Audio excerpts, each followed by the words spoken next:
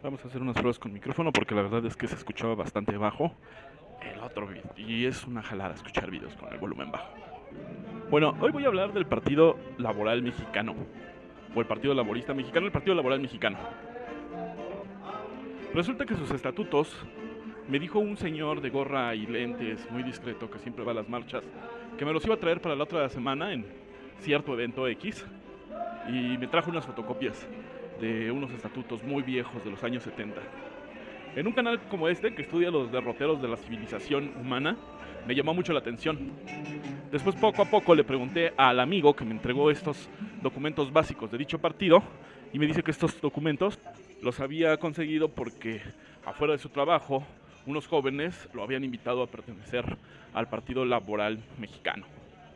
Resulta que por esas fechas estaba gobernando en México el insigne presidente José López Portillo y Pacheco. En ese entonces el consultor y economista norteamericano, experto también en filosofía, Lyndon H. LaRouche, tenía intensas discusiones y pláticas con el insigne José López Portillo, que dicho sea de paso es uno de los presidentes más odiados de la historia. No se la perdonan y no sé por qué. Desde mi punto de vista es un presidente que hizo una lucha nunca antes jamás pensada. Fue el único que en toda la historia ha dicho que que los países latinoamericanos son pobres, no porque sean huevones, sucios, no quieran ir a trabajar. Que por cierto, yo me he parado a las 5 de la mañana en esta estación del metro y estaba rotada hasta su madre de gente que va a trabajar. O sea que no somos huevones y además huele a jabón, tampoco somos sucios.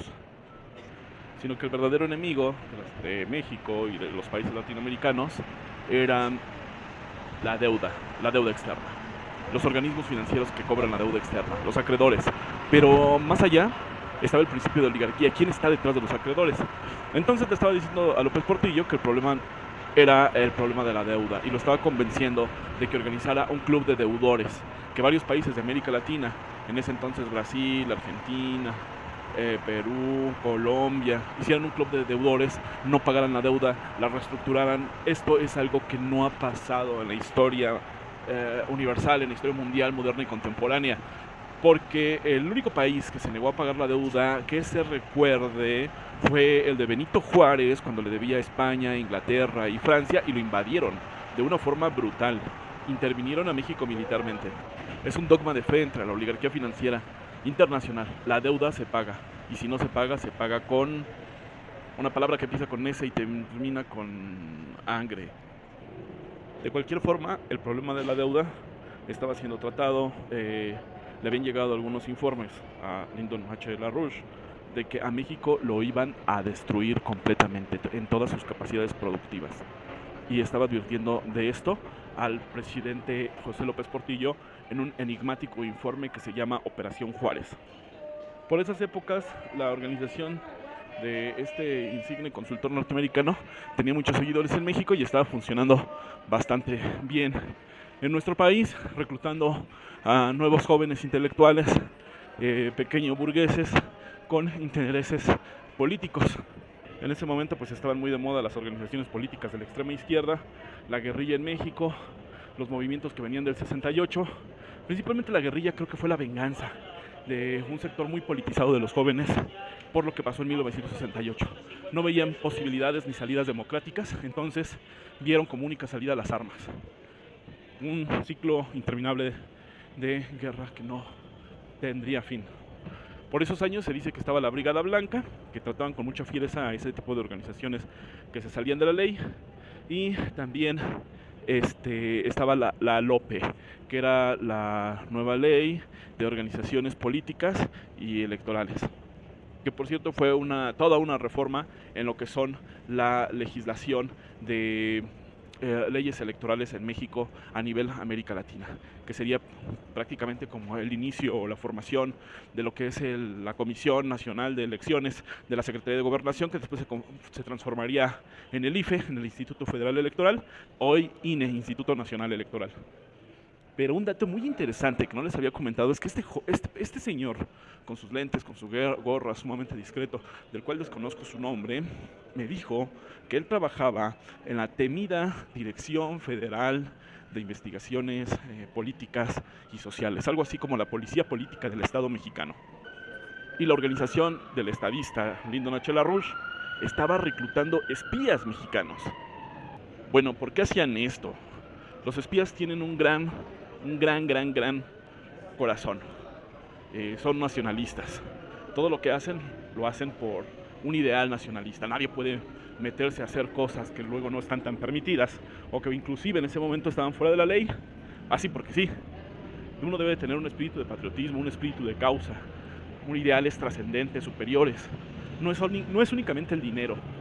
Y quizás por eso, y solo por eso, se acercaban a esta temida Dirección Federal de Investigación, luego convertida en la Dirección de Estudios de Movimientos Políticos y Sociales de México, dependiente de la Secretaría de Gobernación del Estado Federal Mexicano.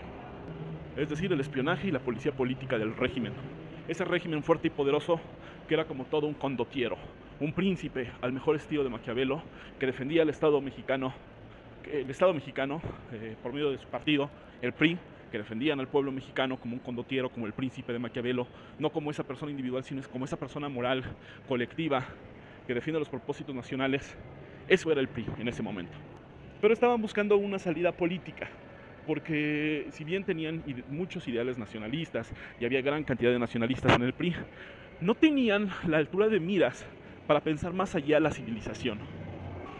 Por ejemplo, pensar en hacer de México una nación nuclear, movida por el poder y la fuerza extraordinaria de los átomos. Entonces, la declaración de principios del Partido Laboral Mexicano es la siguiente. 1.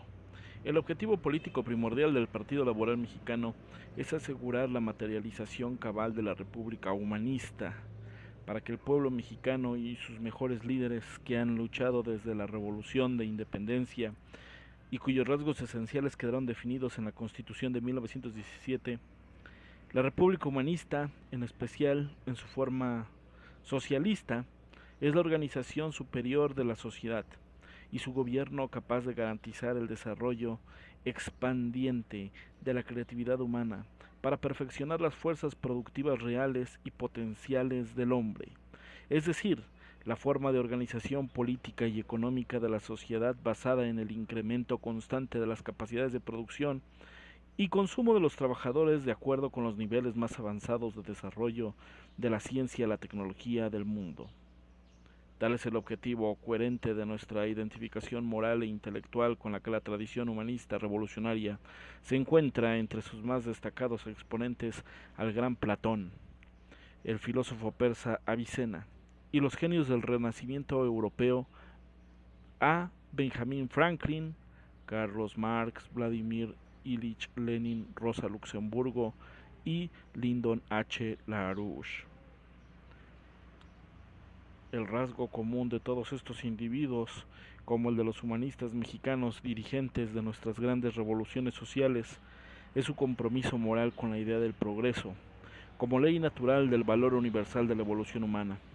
La libertad es para ellos, como para nosotros, el ejercicio voluntario y voluntarista de las potencialidades creadoras del individuo para dar constantemente realidad y práctica a la ley natural del progreso humano, a la expansión incesante a través de las fases transitivas y sucesivas de la propia capacidad de la sociedad humana para autorreproducirse de manera expandiente. En lo que corresponde con ello, ha establecido la obligación del Estado de proteger, de nutrir esa libertad por medio de la educación científica y tecnológica, el enriquecimiento de la cultura y la promoción de las innovaciones creativas benéficas para la sociedad como un todo. Más todavía, los cuadros y miembros del Partido Laboral Mexicano hemos desarrollado la idea de progreso de modo superior al sintetizar y actualizar y desenvolver los logros fundamentales de esa tradición revolucionaria humanista. Los cuadros del Partido Laboral Mexicano poseen una visión coherente del desarrollo del universo natural, de la sociedad humana, de la mente, de la visión basada en el conocimiento, en la comprensión del concepto de negatoentropía. es decir, la tendencia fundamental e invariable de todos los fenómenos universales a autodesarrollarse, a través de multiplicidades sucesivas de orden superior. Cada una de estas similitudes o ordenamientos es legítimo en medida que su capacidad de generar las tasas crecientes de energía libre mediante el desarrollo ordenado superior. Tal concepto es solo sustento mismo de la idea de progreso, sino que es el único punto de partida para comprender la ciencia en su conjunto, incluidas la física, la economía, la política, la sociología, como un solo cuerpo coherente y sistemático de leyes que rigen precisamente el desenvolvimiento voluntario de la creatividad humana. En efecto, este principio tiene su comprobación rotunda en el hecho mismo de la evolución de nuestra especie. Ha pasado por ser una manada de simios, enseñorarse del mundo, con una población de 4.000 millones de seres humanos, con la potencialidad tecnológica no solo para hacer de la Tierra el más productivo emporio, sino para llevar la vida humana y otros planes. Ese proceso ha sido posible por el desarrollo constante de las innovaciones tecnológicas necesarias para satisfacer las necesidades de una población en aumento. Crear simultáneamente las formas de sociedad que aparecen la distinción que acrecienten la distinción fundamental entre el hombre y la bestia.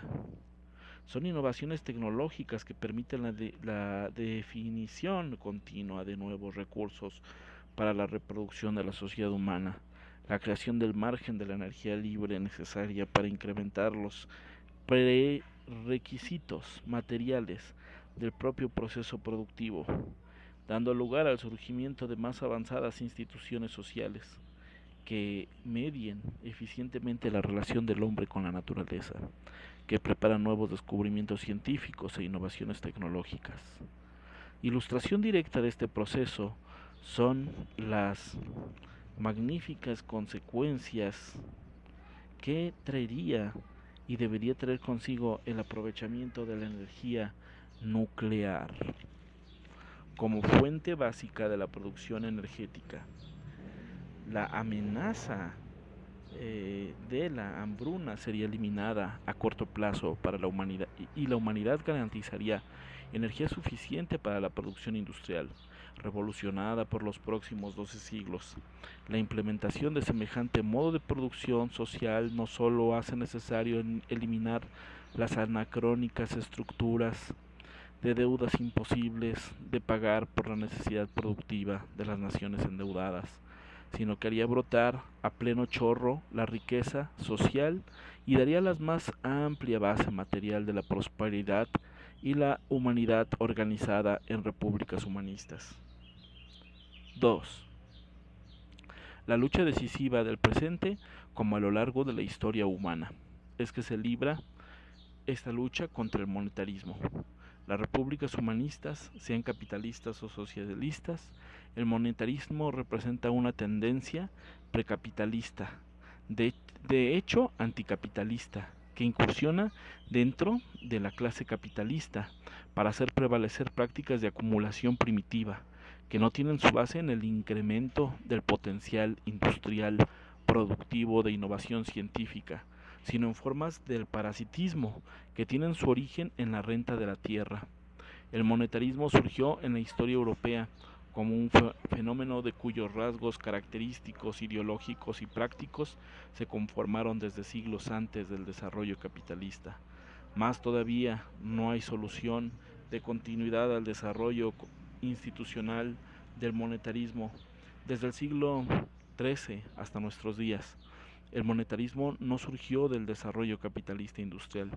No obstante, a través de su dominio sobre las economías protocapitalistas y capitalistas, el monetarismo tomó el control de formas capitalistas industriales de acumulación y las convirtió en un frente adicional de su riqueza y poderío.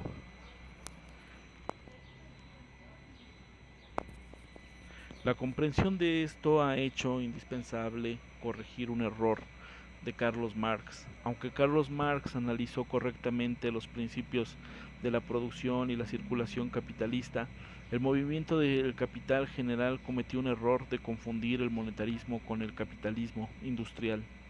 Las formas dominantes de la economía inglesa holandesa, la europea dominada por los monetaristas de su tiempo, eran formas ya reaccionarias que representaban las consecuencias de una victoria contrarrevolucionaria de fuerzas anticapitalistas contra las transformaciones capitalistas que se habían operado principalmente en la Inglaterra del Tudor y la Francia de Colbert.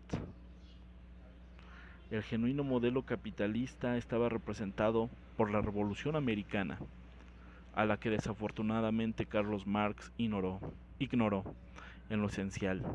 De este error de Marx deriva la errónea tesis de que el imperialismo es la fase superior del capitalismo, así como la incomprensión de la capacidad de que las fuerzas capitalistas industriales para establecer repúblicas humanistas. El Partido Laboral Mexicano, como organización socialista, reconocen esas fuerzas capitalistas industriales a sus aliados potenciales de la clase obrera en la lucha contra el monetarismo. Nuestra tarea respecto a fuerzas consiste en despertar los impulsos progresistas y darles conciencia de su capacidad real para hacerlos valer.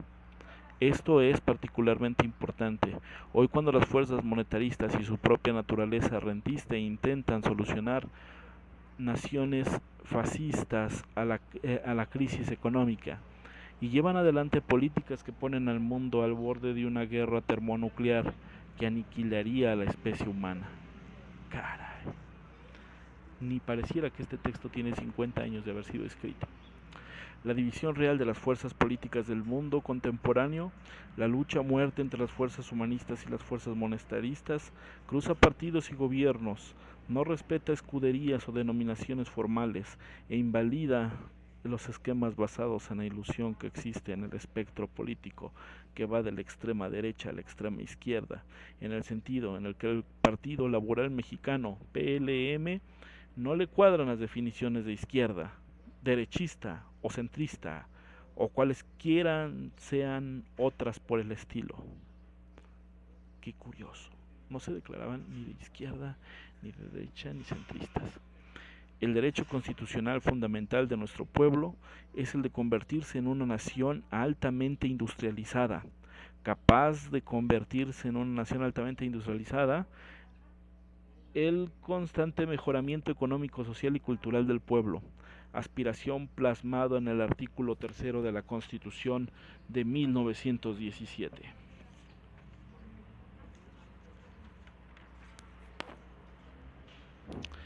Seguiremos con este tema más adelante. Muchas gracias.